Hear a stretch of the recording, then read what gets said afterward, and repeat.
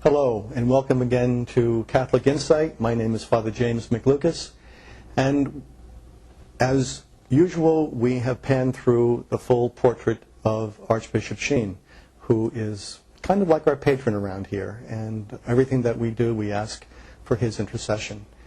Again, for the third week, we are very, very fortunate to have a priest who I have the privilege of calling a good friend, who is also a scholar and a gentleman in that order, okay? Or maybe gentleman and scholar, maybe equally.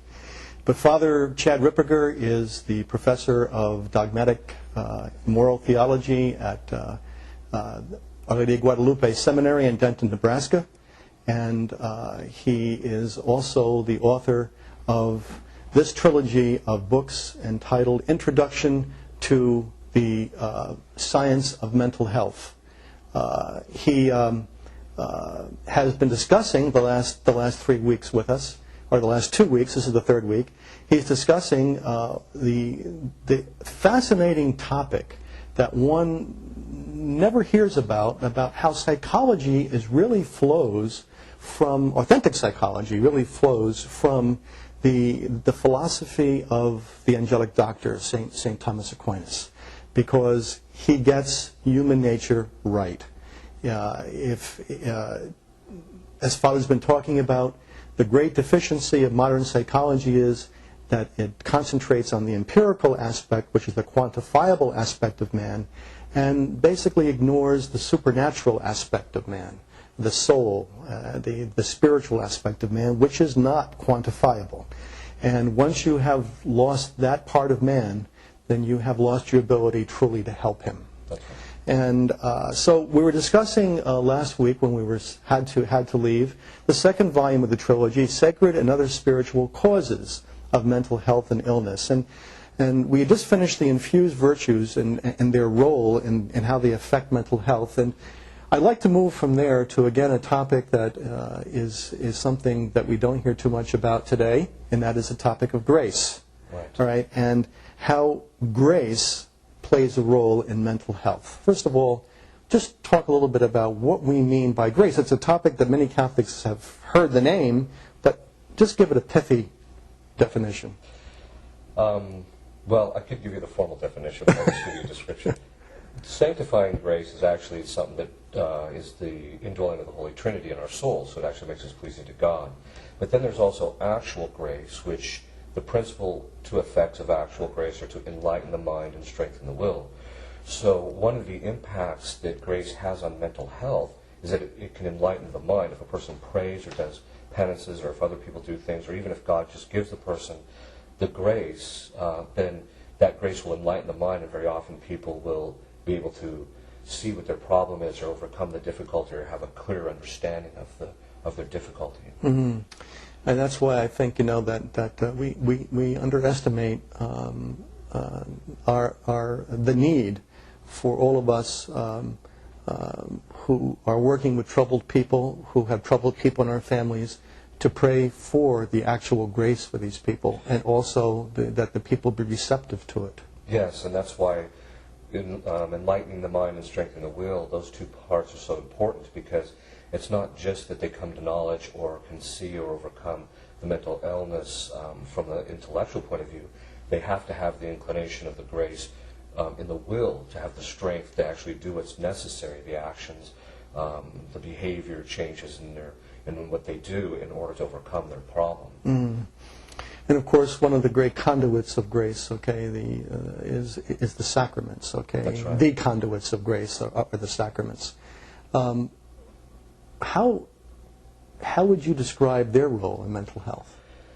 They have a very big impact, if for no other reason than, as you mentioned, the sacramental graces that we receive, because each sacrament has the graces that are particular to it to help, which are ordered towards what the sacrament is designed for. So in the case of the sacrament of confession, which is quite important, if people go to confession regularly, in fact, they used to say that if Catholics had the lowest rate of mental illness among all the denominations, but they said that was due to the outlet of confession. Once confessions dropped, Catholics are now among the highest people with mental difficulties. But confession, when a person goes and confesses a sin, then they receive the sacramental grace to avoid that sin in the future and help to overcome it. Well, if your mental illness is connected to a particular sin, if a person goes to confession and is confessing that regularly, they'll receive the grace to overcome the behavior, the sinful action that's causing their mental illness. And of course, I guess grace is a two-edged sword, because if a person continually refuses grace, all right, then his condition is far worse than the person who has not refused it. That's right, and that's why the spiritual writers used to talk about what's called fidelity to grace. Anytime you received an actual grace, you needed to seize upon it and make use of it. That is, anytime you received an inclination to do the right thing, you always did it so that you were faithful to it. You know, also in your book, Father, you mentioned talking about grace and the sacraments, and of course prayer is, flows right from that. But you also talk about prayer with accompanied very closely by detachment, right? All right? And how that affects mental health. Talk a little bit about that. Well, St. Thomas says that the passion, that is the emotion of love, which is different from the will, that is the act of the will of love, where you will the good of another.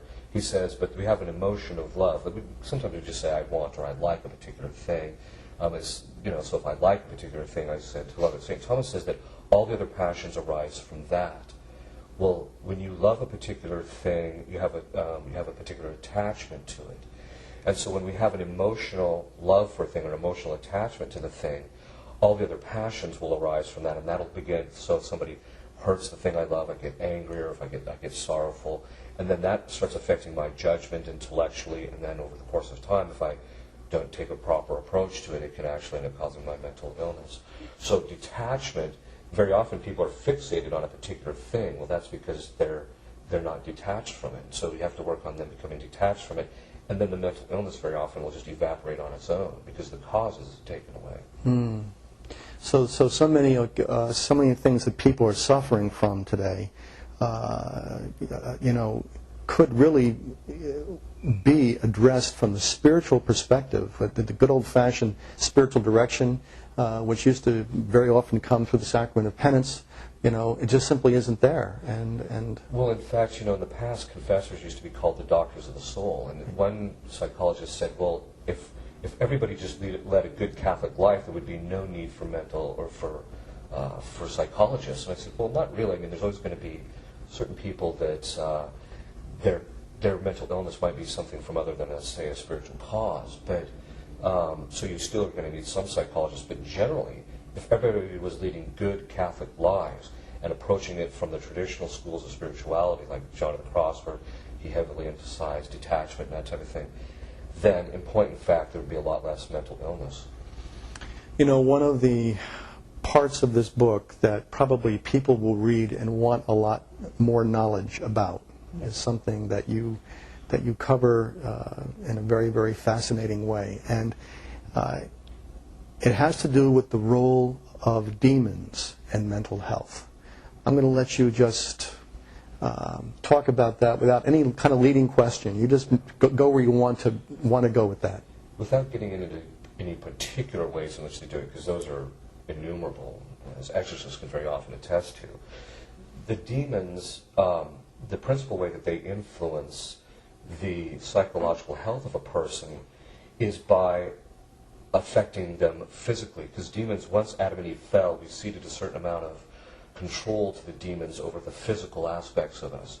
So the memory, the imagination, what St. Thomas calls the cogitative power, that's the ability of the brain to make associations, which is again different, it's part of the intellect, but there's other aspects of the intellect which are immaterial.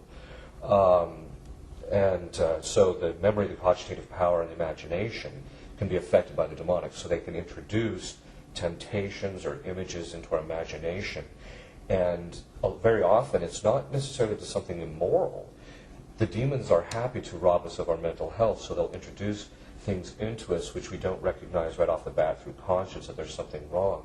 But they're introducing this into getting our habits of thinking so that we get sucked into other areas. So then eventually they'll get us into things doing immoral things, which is what their real goal is, but they're willing to accept, too, the fact that if they can get somebody to lose their mental health, then they'll really debilitate them spiritually. Remember the author who had a very popular series of books on psychology, very, very big bestsellers, Scott Peck, I think was his name? Yes.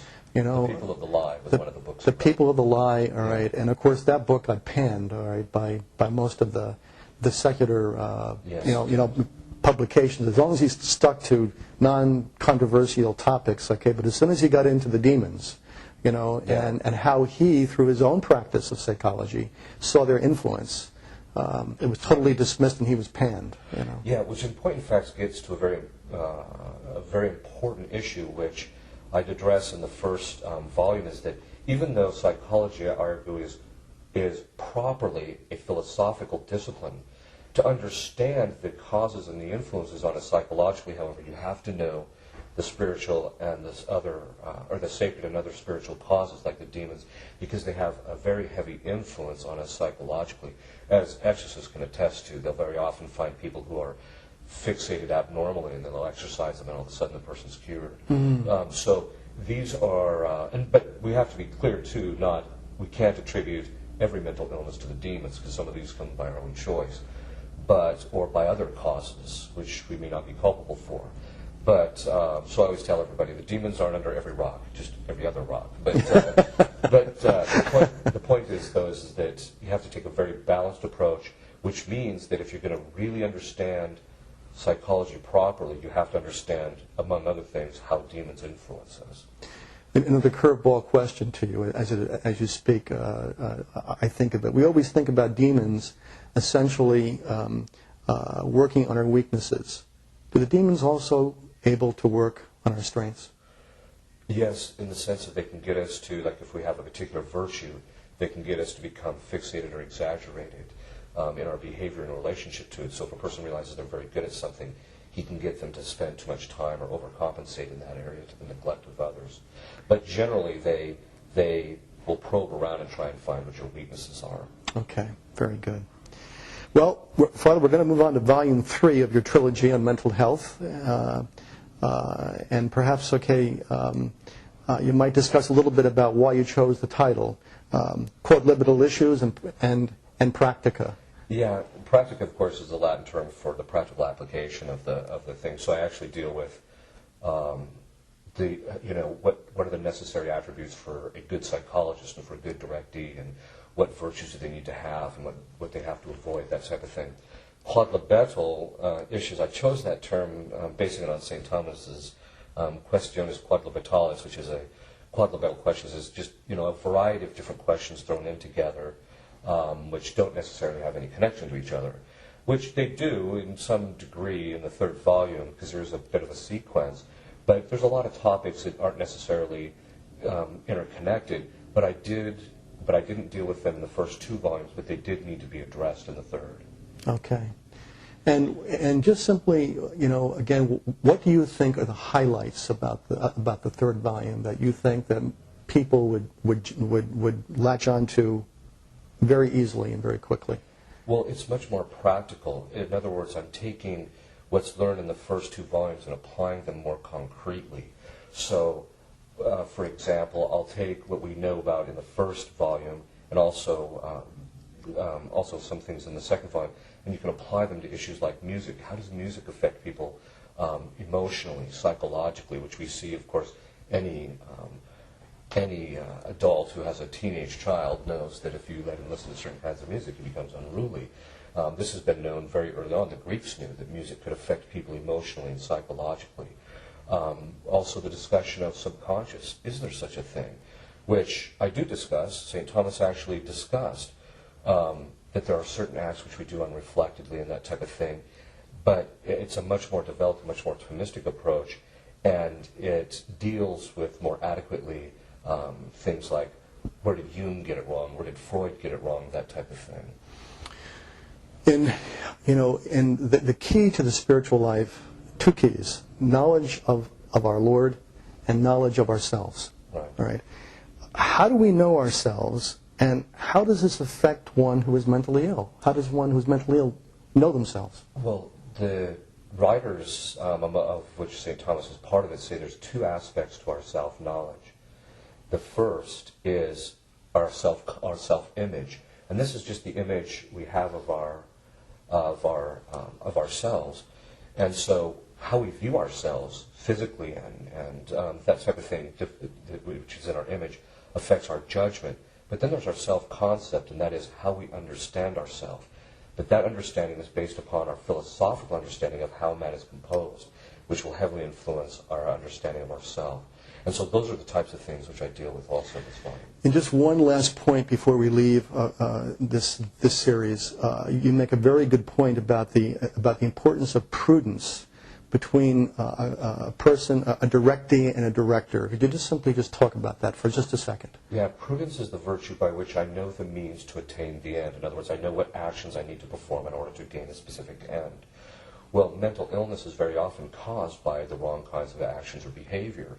Mental health can very often be caused by our own actions. So St. Thomas used to have this thing that the body adjusts itself to the operations of the soul. So if I perform specific actions, my body begins to adjust to that, and so I can actually affect my mental health based upon the actions which I perform.